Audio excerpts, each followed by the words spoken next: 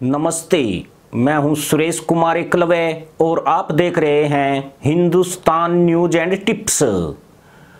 अपनी विशाल सेना और घातक हथियारों का जखीरा दिखाकर दुनिया को डराने की कोशिश कर रहे चीन की जो बेइज्जती ताइवान मुद्दे पर हुई है, उसके बाद तानाशाह शी जिनपिंग बैकफुट पर आ गए हैं और अब स्थिति है कि चीनी सेना के लिए ताइवान स्टेट मिट्टी पलीत पॉइंट बन गया है, जहां जमे रहना भी आफत है और वापस कदम खींचना और भी शर्मिंदा करने वाला है।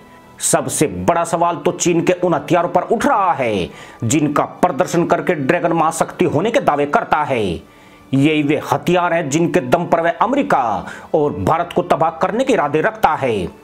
लेकिन ताइवान मुद्दे पर उसकी हेकड़ी जिस तरह छुछुंदर के शोर में बदली है, उसके बाद इस चर्चा ने जोर पकड़ लिया है कि ड्रैगन का प्रदर्शन हाथी के खाने और दिखाने वाले दांत की तरह है। उसके हथियारों का जखीरा एक प्रोपेगेंडा से ज्यादा कुछ नहीं है और यह सिर्फ दुनिया पर दबाव बनाने का एक खेल मात्र है। जून 2020 में लाइन ऑफ एक्चुअल कंट्रोल पर भारत और चीन के बीच झड़प में भारत के 20 सैनिक शहीद हो गए थे। इस झड़प में चीन को भी भारी नुकसान उठाना पड़ा था, लेकिन आज तक उसने अपने मृतक जवानों की संख्या नहीं बताई है। अंतरराष्ट्रीय मीडिया की रिपोर्ट कहती है कि भारत के मुकाबले चीन ने 50 से ज्यादा सैनिक गंवाए हैं। कुछ का अनुमान तो 3 अंकों से भी ज्यादा है।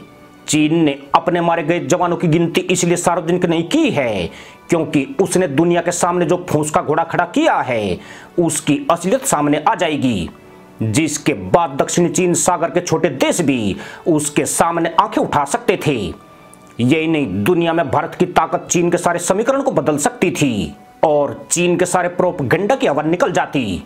लेकिन ताइवान स्टेट में ऐसा कुछ नहीं हो पाया। यहां चीन खुद अपने बुरे जाल में फंस गया है।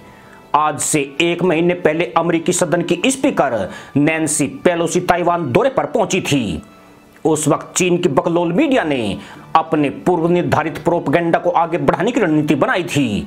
बीजिंग ने पीपुल्स लिबरेशन आर्मी को ताइवान स्टेट में उतार दिया और जितनी नौटंकी हो सकती थी उसने उसकी सारी हदें पार कर दी। उसे लगता था कि इस उछल कूद से पूरी दुनिया में भय का माहौल पसर जाएगा और दुनिया उसे रोकने के लिए गिड़गिड़ाती नजर आएगी। पर यहां सब कुछ चीन की प्लानिंग के खिलाफ ही चला गया है। किसी एक भी देश ने चीन को समझाने तक की कोशिश नहीं की। इसके संभवतः 2 ही कारण रहे हैं।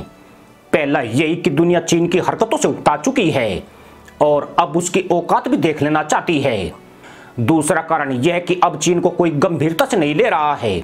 यह दोनों ही वजह चीन के लिए खतरे का संकेत है, क्योंकि इससे चीन का प्रोपेगेंडा विफल नहीं होता है बल्कि दुनिया पर उसके वर्चस्व की महत्वाकांक्षा भी कमजोर होती है। सबसे अधिक हास्यास्पद स्थिति तो तब बनी जब चीन की ड्रामेबाजी से तंग आ चुके अमेरिका ने इसी रविवार को 2 न्यूक्लियर वॉरशिप ताइवान की खाड़ी में तैनात कर दिए।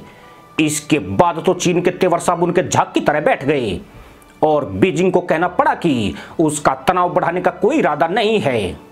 अब सवाल उठ रहे हैं कि जब ड्रैगन तनाव नहीं बढ़ाना चाहता है तो यहां 1 महीने से वह गधैया नृत्य क्यों कर रहा है? क्यों उसकी पीएलए आर्मी ने ताइवान को चारों तरफ से नो एंट्री जोन घोषित किया हुआ है? क्योंकि उसने ताइवान के चारों तरफ अपने J-20 फाइटर जेट और युद्धपोतों की तैनाती कर दी है। इस पर चीन ने जवाब दिया है कि वह सिर्फ मिलिट्री एक्सरसाइज कर रहा है। दरअसल चीन ऐसा करके दुनिया को डराना चाहता था, पर दुनिया तो छोड़िए, उससे 2 करोड़ की आबादी वाला ताइवानी नहीं डर रहा है। अब तो आलम यह है कि ताइपे भी और ज्यादा आक्रामक हो गया है और वायु क्षेत्र के उल्लंघन के आदी हो चुके चीनी ड्रोन को मार गिरा रहा है। यह चीन की ताकत पर थूकने मूतने जैसा है, क्योंकि इतना साहस दक्षिणी चीन सागर में यूं ही पैदा नहीं होता है। इसका साफ मतलब यही है कि ताइवान समझ गया कि ड्रैगन पानी के बुलबुले से ज्यादा कुछ नहीं है। यह सिर्फ पानी पर खुद के ऊंचे होने का दिखावा करता है, जबकि हवा के तनिक झोंके से इसका वजूद तक नहीं मिलेगा। अगर चीन की बेइज्जती की कड़ियों को जोड़ा जाए तो ताइवान स्टेट में उसकी तीसरी बड़ी पराजय है। पिछले 5 सालों में उसे 2 बार भारत के हाथों जलालत झेलनी पड़ी है। 2017 में डोकलाम विवाद में चीन को अब तक काफी शर्मिंदगी सहनी पड़ रही है, जबकि गलवान झड़प पर वह पूरी तरह बैकफुट पर है। पर भारत उसे बराबर की चुनौती देने वाला देश है। ऐसे में वह बेइज्जती आसानी से बर्दाश्त की जा सकती है, लेकिन अब ताइवान और फिलीपींस भी उसे ठोकर मार रहे हैं।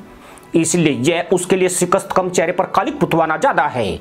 पर पाकिस्तान का यार है, बेशर्मी का असर चीन पर भी आ गया है। इसलिए भोंपू मीडिया के जरिए इस हार को भी जीत में दिखाकर संतोष कर लेगा। इसी के साथ अनुमति दोस्तों, जय जवान, जय किसान, जय हिंद, वंदे मातरम।